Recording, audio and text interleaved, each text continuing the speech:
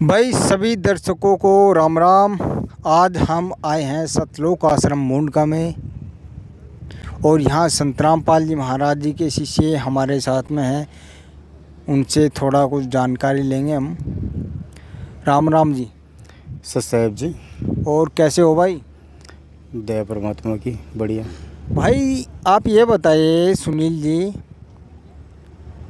जैसे कोई बंदा भक्ति भी करता है, बहन हो या भाई हो, कोई भी हो, एवरीवन, हम भक्ति करते हैं पूरी श्रद्धा के साथ ब्रह्मा विष्णु महेश की, दुर्गा माता की।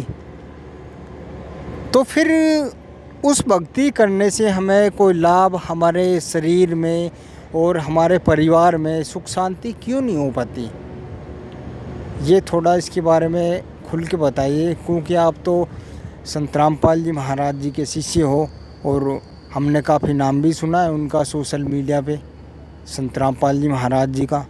तो आप इस विषय में बताइए, जो देवी देवताओं की भक्ति होती है वो आम आदमी करता भी है, आम क्या वो पूरा विश्व करता है, बड़ी धूमधाम से तीर्थ व्रतों पे जाता है, तो उसको लाभ क्यों नहीं मिल पाते हैं, ये बताइए आप। बिल्कुल जी, सतगुरुदेव जी की जय। मैं कहना चाहूँगा कि जो आज के टाइम में जो समाज जो भक्ति कर रहा है वो भक्ति से लाभ इसलिए नहीं मिल पाता है क्योंकि सब वो भक्ति हमारे शास्त्र अनुकूल भक्ति नहीं है। इसकी वजह से हमें उसका लाभ नहीं मिल पाता है। हमारे जो संत जी हैं, संत रामपाल जी महाराज, हमारे गुरुदेव जी, पूज्य गुरुदेव जी, वो शास्त्रों से प्रमाणित भक्ति बताते हैं। जैसे कि अपने हिंदू धर्म के जो मुख्य ग्रंथ हैं, चारों वेद, 18 पुराण, श्रीमद् भगवद गीता जी, तो इन सब से हमारे गुरुदेव ज्ञान को, पूरा तत्व ज्ञान को निचोड़ के और उसमें हमें वो वास्तविक भक्ति बताते हैं कि बेटा ये भक्ति ऐसे करनी चाहिए और तब तुम्हें लाभ मिलेगा। क्योंकि गीता जी के अंदर भी गीता ज्ञानदाता अर्जुन को भी समझाता है कि अर्जुन, इस भक्ति मार्ग में कर्तव्य और अकर्तव्य में शास्त्र ही प्रमाण है। तो आजकल जो समाज जो भक्ति कर रहा है वो एक दूसरे के देखा देखी कर रहा है। आज हमें कोई परेशानी है और हम दुर्गा माता की पूजा कर रहे हैं और हमारे किसी रिलेटिव ने बता दिया आकर कि भाई आप ये भक्ति नहीं, आप 16 सोमवार की भक्ति कर लो, उससे लाभ होगा। तो हम उस भक्ति को छोड़कर तुरंत दूसरी भक्ति पर लग जाते हैं। तो ऐसी भक्तियों से हमें कभी लाभ होने वाला नहीं है। हम सब एक ही परमात्मा की संतान हैं, एक ही भगवान के बच्चे हैं, चाहे वो हिंदू हो या मुसलमान। तो भक्ति मार्ग भी हमारा एक ही है और हमारा जो वास्तविक पिता है, जो हमारा साथी है, जो परमेश्वर जिसको कहते हैं, वो भी एक ही है। तो वो जो एक है तो भक्ति भी एक है। सर जैसे आप सुनील जी, आपने ये बताया परमेश्वर वो सबका पिता एक है जी। उसका वास्तविक नाम जनता को बताओ ना आप, क्या नाम है? वो तो ब्रह्मा विष्णु महेश को ही वास्तविक मान बैठे हैं, उससे ऊपर तो कोई मानने को तैयार नहीं है। आप ये बताइए, क्या वास्तविक में संत रामपाल जी महाराज जी ने आपको वो शिक्षा क्या दी है जो अन्य संत नहीं दे पाए? क्या वेदों में प्रमाण है? कौन भगवान है वास्तविक, उसका नाम बताइए आप। जी, हमारे सदगुरुदेव जी ने सिर्फ चारों वेदों में से ही नहीं बल्कि गीता जी में से, कुरान शरीफ में से, बाइबल में से और गुरु ग्रंथ साहिब में से, सभी में से प्रमाण निकाल के दिखाया है और किताबें खोलकर हमें दिखाई हैं कि बेटा जो पूर्ण परमात्मा हैं वो कबीर परमेश्वर हैं, जो आज से 600 साल पहले काशी बनारस के अंदर आए थे, लहरतारा तालाब पे कमल के फूल पर आकर प्रकट हुए थे, किसी माँ के गर्भ से जन्म नहीं लिया था। और हमारे ये जितने भी देवी देवता हैं ये सब माँ के गर्भ से जन्म लेकर आते हैं और हमारे सदग्रंथ बताते हैं कि जो माँ के गर्भ से जन्म लेके आया है वो परमात्मा नहीं हो सकता। तो ये देवी देवता की कैटेगरी में आते हैं, तो इनकी भक्ति से पूर्ण लाभ नहीं, पूर्ण लाभ तो पूर्ण परमेश्वर कबीर साहिब की भक्ति से ही लाभ है। तो हमारे गुरुजी ने वेदों में से भी बताया है, वेदों में भी लिखा है कि कबीर अंगारे ऋषि यानी कबीर पापों का शत्रु है, और कबीर बंभार ऋषि यानी कबीर बंधनों का शत्रु है। यजुर्वेद अध्याय 5 मंत्र नंबर 32 में भी लिखा है कि वह कबीर देव अपने उपासक के सभी पापों को नष्ट कर सकता है, जो कि बाकी देवी देवता नहीं कर सकते। तो ये पूर्ण परमात्मा है, और ये हमें वो लाभ दे सकता है जो अन्य देवी देवता नहीं दे सकते, क्योंकि वो अन्य जो देवी देवता हैं वो भी किसी और का ध्यान रखते हैं, किसी और की भक्ति करते हैं, उनसे ही वो प्राप्त कर रहे हैं। तो इसकी वजह से हमें उसकी शरण में जाना चाहिए जो दाता है, देने वाला है, मांगने वाला नहीं है वो। तो हमारे गुरुजी ने पूर्ण परमात्मा का नाम कुरान शरीफ में से भी हमें बताया है। सूरत फुरकान 25 आयत नंबर 52 से लेकर 59 तक बताया है कि वह कबीर परमेश्वर जिसने 6 दिन में पूरी सृष्टि की रचना की और 7वें दिन तख़्त पर जाकर विराजमान हो गया, उसकी खबर किसी बाखबर से पूछ देखो, यानी तत्वदर्शी संत से पूछ देखो। वही हमारे गुरुदेव ने गीता जी के अंदर गीता अध्याय नंबर 8 के श्लोक नंबर 9 में भी बताया है कि वह कबीर देव जो आदि अनादि पुरुष है, जो अनादि पुरुष का मतलब जो शुरुआत में सबसे प्रथम देव जो है, पूरी सृष्टि का मालिक है, उसकी भक्ति करने से ही पूर्ण लाभ होगा।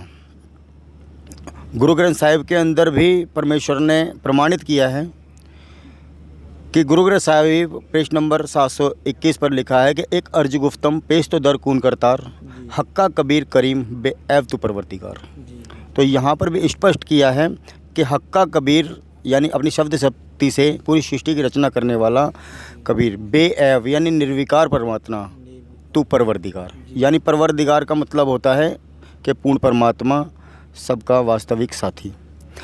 तो वही बाइबल के अंदर भी परमात्मा ने बताया है, यहूदी बाइबल है, उसके अंदर भी लिखा हुआ है कि ऑलमाइटी कबीर के नाम से परमात्मा को संबोधित किया गया है।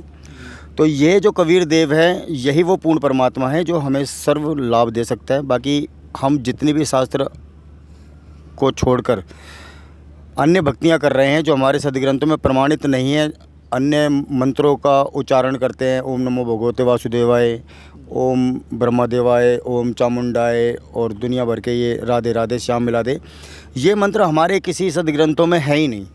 सर सुनील जी, आप ये बताइए हमें और दर्शकों को, आप जैसे धीरेन्द्र शास्त्री हैं, अनुद्धाचार्य हैं, प्रेमानंद महाराज हैं, वो भी राधे राधे मंत्रों का जाप देते हैं कि उनसे बेड़ा पार हो जाएगा, मनुष्य का मोक्ष मार्ग वहीं से खुलेगा। तो संत रामपाल जी महाराज जी ऐसी कौन सी भक्ति बताते हैं जिससे उन संतों का और आपके गुरुदेव का मेल नहीं खाता है, ये बताइए थोड़ा। देखो, सबसे मेन चीज़ है कि शास्त्र अनुकूल भक्ति। जी। अनिरुद्धाचार्य जी हो गए और धीरेन्द्र शास्त्री जी हो गए। अनिरुद्धाचार्य जी भी हमें गीता जी से ही भक्ति बताते हैं, वो भी गीता का ही पाठ करते हैं, गीता से ही कथा करते हैं वो। लेकिन उन्हें ये नहीं पता कि आज तक वास्तविक में गीता जी के अंदर वह मूल मंत्र कौन सा है जो वास्तविक भक्ति का है। तो राधे राधे श्याम मिला दे, ये हमारे पूरी गीता जी के 18 अध्याय 700 श्लोकों में से किसी में भी ये राधे राधे का नाम जाप करने का नहीं है, कहीं आदेश नहीं है इस मंत्र के जाप का। गीता जी के अंदर भी शास्त्र, गीता जी का जो ज्ञानदाता है उसने भी शास्त्र अनुकूल भक्ति में उसने अपनी भक्ति के लिए भी बताया है।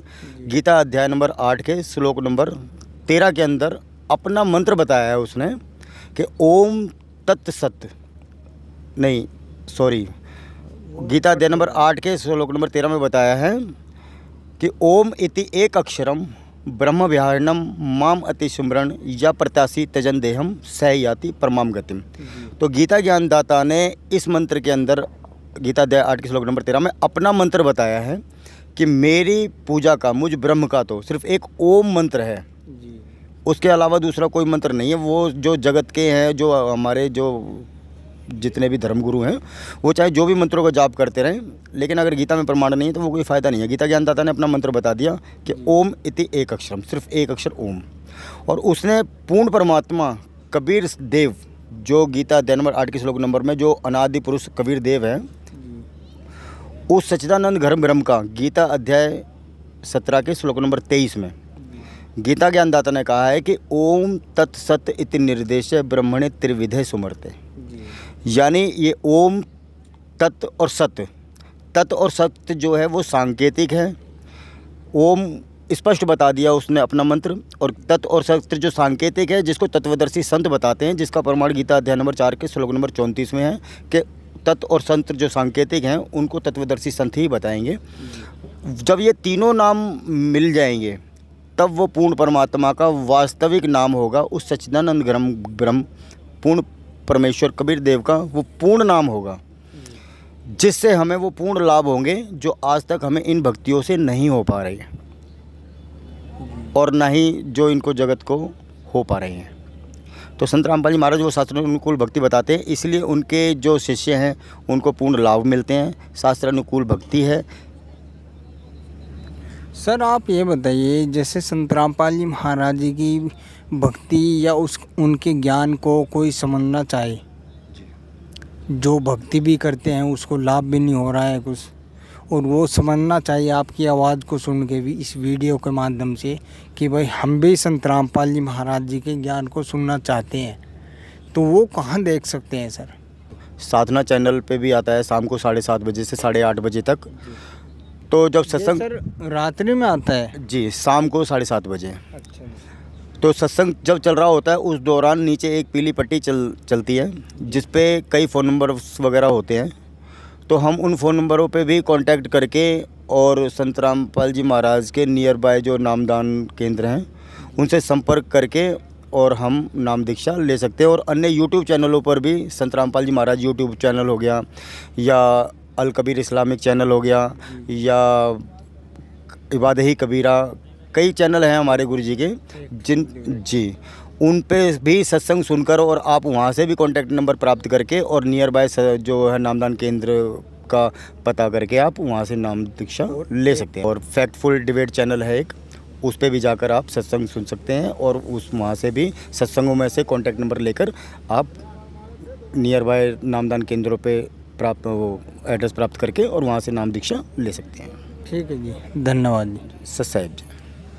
भाई अभी संत रामपाल जी महाराज जी के जो भगत थे सुनील दास, उन्होंने अपने गुरुदेव से जो ज्ञान प्राप्त हुआ है उनको नाम दीक्षा लेकर उन्होंने जो बताया है, एक बार भाई आप भी ट्राई कर लो। ट्राई करने में कोई कुछ नहीं जा रहा है, क्योंकि आप हर जगह से परेशान हो चुके हो।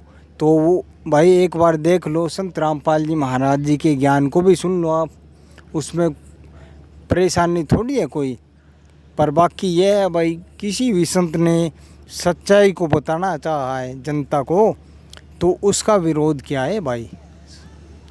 और बाकी आप समझदार ही हो, भाई ने जो बताया कि संत रामपाल जी महाराज यूट्यूब चैनल पे ज्ञान सुनो और देखो, एक बार ट्राई करो भाई, ज्ञान को सुनो समझो, जब भी तो कुछ मिलेगा आपने। भाई शास्त्र और वेदों से हटके आप भक्ति करोगे तो कुछ नहीं मिलने वाला भाई, ये तो हम भी कहेंगे। क्योंकि भाई इतना तो मनुष्य को ज्ञान होना चाहिए, भगवान का जो विधान है, उसका जो संविधान है, उसके आधार से ही नहीं चलेंगे हम तो क्या मिलने वाला है भाई। तो भाई संत रामपाल जी महाराज जी का एक बार ज्ञान सुन लो, ठीक है, जो भाई ने बताया। यूट्यूब चैनल संत रामपाल जी महाराज जी, और साधना पे 7:30 से 8:30 बजे प्रतिदिन रात्रि में, ठीक है जी, सत्संग आता है, सुनो। और नीचे पीली पट्टी चलती है, सत्संग चलता है तो उसके नीचे पीली पट्टी चलती है साधना चैनल पे, ठीक है। वहाँ से नंबर भी आपको मिल जाएंगे, संपर्क करके आप नाम दीक्षा भी ले सकते हो।